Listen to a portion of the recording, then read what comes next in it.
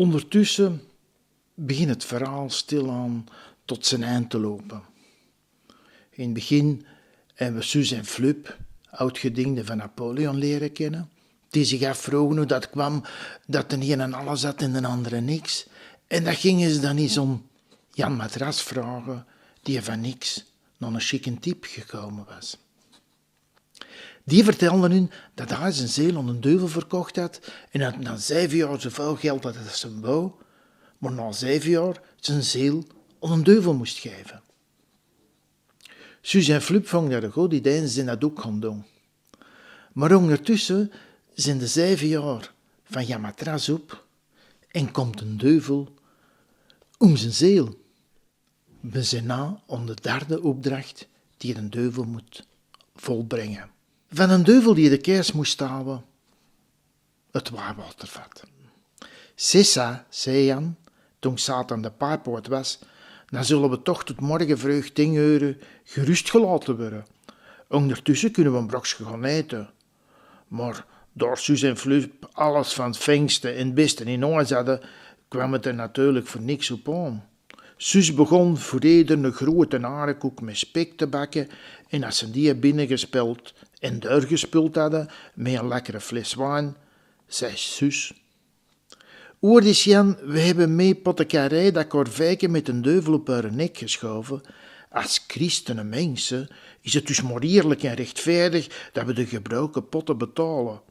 We hebben van Satan toch geld genoeg in handen, zodat het op een half frangetje niet op aankomt. Zo gauw de dag in de lucht komt, gaan we dat arrangeren." "Van nage," antwoordde Jan, "maar het blijft wel te verstaan dat we niet van een duivel spreken, hè? Anders gaan we een boel last krijgen en de mensen zouden zelfs denken dat we ermee aangespannen zijn." Nee, zei Flup, zo stom gaan we niet zijn. Dat weet je toch ook wel. De dag kwam pas in de lucht, of er waren al een heel partij gebeuren in de straat die 's nachts niet hadden durven buiten komen, o het schrik van met een ijzeren pot doodgegooid te worden. En die stonden aan met tranen in hun ogen naar al dat ijzerwerk te gapen. Er was bekend niks heel gebleven. En de volkjaren die 's morgens al vreugd langs de Boeksteeg wegrijden, moesten een andere weg kiezen, omdat ze niet over die ijzerberg gerokten. De vrienden kwamen ook naar beneden en gingen recht bij mee pottekarij binnen. Het mens zat in haar keuken te schreeuwen om er kompassen mee te krijgen. Daarbij had ze een blauw oog, een vuiststiek. Zo had een duivel op haar gezicht gebokst, terwijl zij met een bezem op zijn korpus tamboorde. Flore mee, uit Voddenhuis, die ook een handje was komen helpen, had een groot gat in haar kop. En net chattijd bloeide nog altijd uit haar neus. "Zie mee," zei Jan. "We hadden gisteren horen zeggen dat er deze nacht een gevaarlijke mandeet bij haar zou binnenbreken. En we dachten dat het ons plicht was om ervan te verwittigen. We hebben met spijt gezien dat die kerel haar lelijkheid aanschouwen. En dat je er op de koop toe nog een ferm pikking bijgekregen hebt. Heb je gezien dat alle potten en pannen kapot in de straat liggen?" Mee begon nog harder te schreeuwen. In het begin kon ze niet spreken, maar op de deur zei ze toch: "Jan, beklaag me, want ik ben geruïneerd. Als onze levenier me niet ter hulp komt, steek ik niet alleen in de schuld tot over mijn oren, maar ik heb ook geen stuk brood niet meer om te eten. Als dat een duivel niet geweest hier op mijn winkel afgezongen weer, dan begrijp ik er niks meer van. En zij doen ze naar zitten, we zijn allemaal goed om naar het gasthuis te gaan. Jo, kapitein, kon niet meer op haar benen staan, ze ligt boven in mijn bed. Een tuit is lak fruit. Moeten we daar ons leven lang zo braaf voor geweest zijn?" En weer begon mee pottekarij te oorlen om een kassaai te laten waterhoegen. "Je moet er niet voor schreeuwen," mee kwam Susa Peurer tussen. "We zijn hier gekomen om haar te helpen.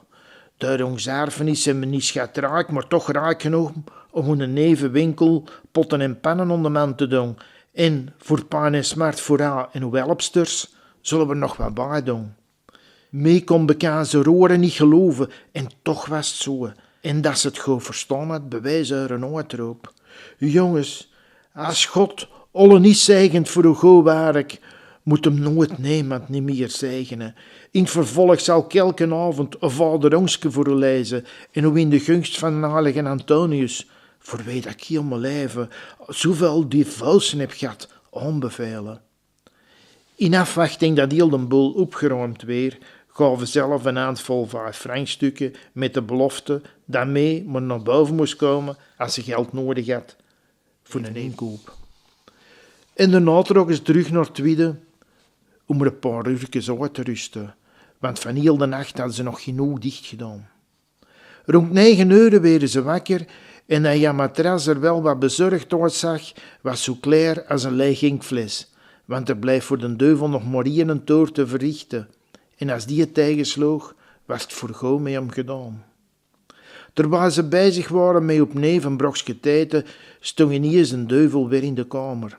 Hij zingt terug, zei hem, de tweede toer is afgelopen. Jan bezag hem met verwonderde ogen. Zit je het in donks liever aan elkaar akkoord gemeten? Goed, heel goed, antwoordde de duivel. Dat kan niet, antwoordde Jan. Als je tot 10 euro met je achterste in het watervat hebt gezeten, zou de Swiss al om 5:30 uitgestampt hebben. Is het niet waar, zus? Of dat waar is, riep zus. En als de Swiss het niet alleen gekunnen had hem die dikke stoeltjesetster erbij geroepen. En dan zou je er wel mee oot en poot uitgevlogen zijn. En, kwam Flupper tussen, de verschrikte kwijzelkes, die al van 6 uur naar de karen kwam. Als die in het watervat hadden zien zitten, zouden ze gaan een gardevil van een bureau gehold hebben. En om 6:30 zou ik al in de barbietjes gezeten hebben. En hoe moeten bewijzen dat wat je vertelt even afkul is, zal ik u zeggen dat een duivel de kramp krijgt als een water aanrokt. Satan was kwaad geworden en donderde. Jammer, het watervat was leeg. En als je me niet geloven wilt, waarom zijn je dan niet mee naar de kerk gegaan? Je zegt van neer, zei Jan Matras, dat ik van in de nacht tot 10 uur 's morgens even het watervat zal gaan staan. De mensen zouden zeggen dat ik met geen kleine rakker was aangespannen. Maar het geld van een duivel was toch goed, hè? Riep Satan. En hij stampte zo hard op de grond dat er een heel gat in de planchei was. Zeg eens, zei zus, beetje voorzichtig zijn, hè? Zei je dan niet dat je met je poten uit de planchei stampt? Als mijn ongesbos in het zee, zullen niet weinig aan uw kost komen. Satan meende reeds op te antwoorden, maar Jan Matras was hem voor. Geld van den duivel, bromde hem. Voor dat geld zulde je niet veel gewerkt hebben.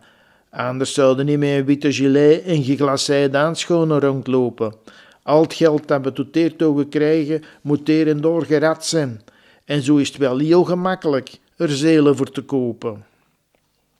Maar om op die kwestie van het watervat terug te komen, we zullen die serieus onderzoeken, want nooit zullen we waas maken dat er een leeg watervat in de kerk was. En pas op, kerel, als je met een vodtuig gereurd hebt. Spoorde dan maar zo gauw mogelijk, zei de duivel, want ik zou al gisterenavond met uw ziel bij Lucifer moeten geweest zijn. Niet zo rustig, kameraad, sprak Jan. We hebben tijd genoeg. Weet je dan niet meer dat er nog een derde toer te verrichten blijft?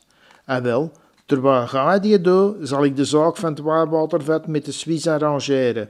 Voor het laatste ga daarna eens 14 dagen in mijn plots bij mijn trein op de Steenabersfeest wonen. En als je daar langer dan 8 dagen bij je volhoudt, neem ik niet alleen mijn nood voor jou af, maar ik heb me verloren en dan mag je met mijn ziel doen wat je wilt. 14 dagen, zakkerde de duivel en hij sloeg zijn handen in zijn haar. 14 dagen. Is dat zo lang voor een schrik van te hebben? Vroeg Jan Matras lachend. Als je van 14 dagen al zo benauwd bent, wat moet ik dan zeggen die er al 20 jaar mee op mijn nek zit? Als een duivel van zijn leven in enge schoentjes had gestaan, was het wel na. Want om dat buitenkaarsje had hem zijn eigen hemel niet verwacht. Maar daar Jan geen aardbreed wou toegeven, was Satan op de deur wel verplicht van de nood een deugd te maken. Enfin, zei de duivel knarsetande, ik moet terecht ooit bekennen dat ik niet met mijn achtersten in de boter zijn gevallen. Ik had beter verwacht, maar als het dan toch niet anders kan, verroot dat maar.